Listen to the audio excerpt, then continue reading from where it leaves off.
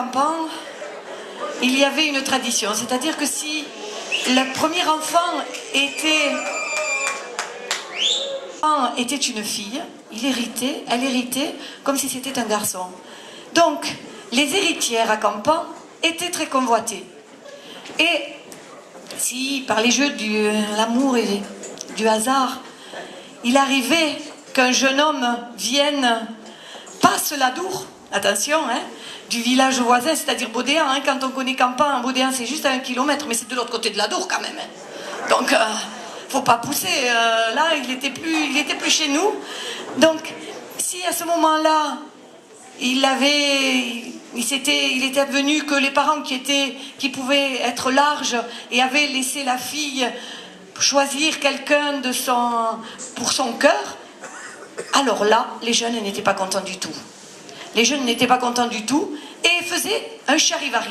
Alors, et Kayawari, vous connaissez ce que c'est, vous savez ce que c'est quelque chose qui parlait de dérangement, mais surtout d'argent, en fait. Car les jeunes voulaient que le nouveau marié paye. Puisqu'il leur avait pris une héritière, il fallait qu'il paye pour qu'ils puissent faire la fête. On est toujours à la même chose, se plaire toujours et s'amuser tous ensemble.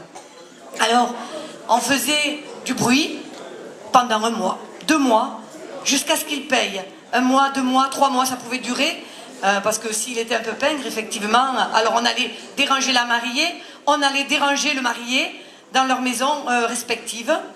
On fabriquait des mounaks à leur effigie. Alors, effectivement, il y a eu des mounaks qui n'étaient pas...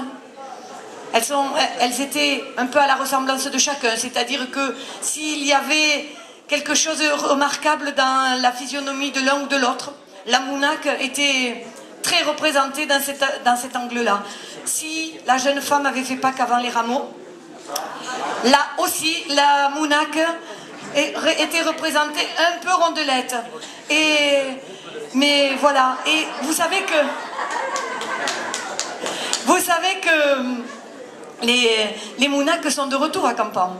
En fait, tous les étés, elles ornent le village et il y a, pendant toute l'année, des personnes les refont, les rhabillent, tous les ans, elles les déshabillent, là elles sont en train de les déshabiller, voient celles qui peuvent resservir l'année prochaine et elles leur changent, elles changent de stature, elles changent d'habit et tous les ans, à partir du mois de juillet, pendant 3 mois, du juillet, août, septembre, elles ornent les rues du village.